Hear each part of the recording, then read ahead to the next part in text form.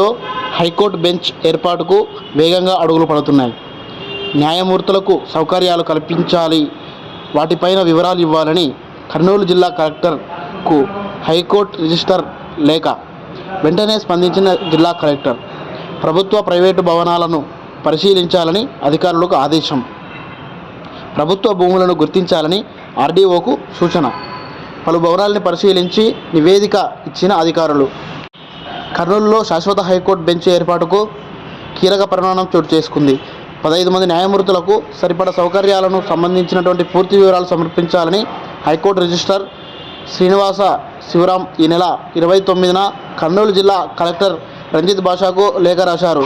15 మంది న్యాయమూర్తులకు సరిపడా మౌలిక సదుపాయాలు, కోర్టు కాంప్లెక్స్, కోర్టు గదులు, సిబ్బంది గదులు, న్యాయవాదులు వసతి, న్యాయమూర్తులు, కోర్టు సిబ్బంది నివాస వసతి సౌకర్యాలు పూర్తి సమాచారాన్ని ఈ నెల 30 లోపే తమ ముందు ఉంచాలని, ఈ వ్యవహారాన్ని అత్యంత అవసరంగా భావించాలని కలెక్టర్కు రాసిన లేఖలో రిజిస్ట్రార్ పేర్కొన్నారు. ఈ వివరాలను హైకోర్టు న్యాయమూర్తుల కమిటీ ముందు ఉంచాల్సిన బాధ్యత తనపై ఉందన్నారు. ఈ లేఖపై వెంటనే స్పందించిన జిల్లా కలెక్టర్ రంజిత్ భాషా రహదారులు, భవనాల శాఖ superintendent engineer, municipal corporation commissioner, ఆర్డీఓలకు లేఖ రాశారు. హైకోర్టు కోరిన సౌకర్యాలతో ప్రభుత్వ ప్రైవేట్ భవనాలు ఉన్నాయా లేవా అనే విషయాన్ని పరిశీలించి నివేదిక ఇవ్వాలని కోరారు.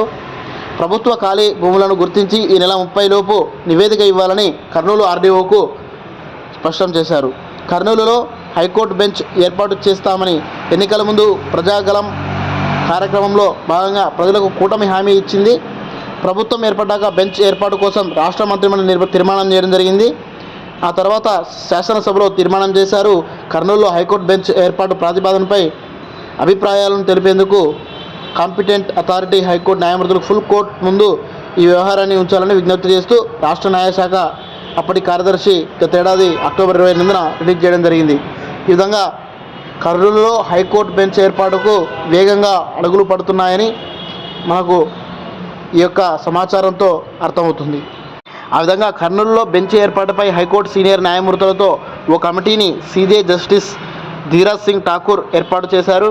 Justice Ravinath Tilhari, justice R Raghunandan Rao, justice S Jayasurya, justice B కృష్ణమోహన్లకు కమిటీలో స్థానం కల్పించారు. అనుకూల భవనం కోసం వెతుకులాట జరుగుతుంది. కర్నూలు హైకోర్టు బెంచ్ ఏర్పాటుకు న్యాయమూర్తులు, అధికారులు, సిబ్బందికి వసతికి అవసరమైనటువంటి భవనాల కోసం ఉన్నతాధికారులు విస్తృతంగా పరిశీలించారు. కర్నూలు నగర శివారులో దినదేవరపాడులో ఆంధ్రప్రదేశ్ విద్యుత్ నియంత్రణ మండలి నూతన భవనాన్ని సుమారు 25 కోట్లతో గతేడాది అధికారులు అత్యాధునికంగా నిర్మించారు.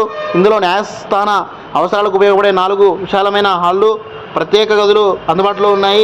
ఈ భవనానికి అనుబంధంగా ఉన్న అతిథి గృహం అందుబాటులో 4 సూట్ రూములను వినియోగించుకోవచ్చు. అయితే ఇక్కడ